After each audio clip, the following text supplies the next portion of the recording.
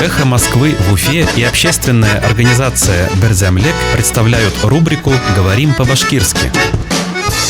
Рыбаки. Балыксылар. Рыбаки на льдине. Кителгән боздагы балыксылар.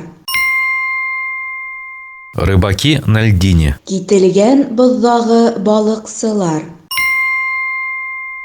Рыбаки на оторвавшейся льдине попросили спасателей не мешать им. Кителгән боздагы балыксылар коткаручылардан балык тотырга камасауламауларын һорагандар. Рыбаки на оторвавшейся льдине попросили спасателей не мешать им. Кителгән боздагы балыксылар коткаручылардан балык тотырга камасауламауларын һорагандар. «Эхо Москвы» в Уфе и общественная организация «Берзямлек» представляют рубрику «Говорим по-башкирски».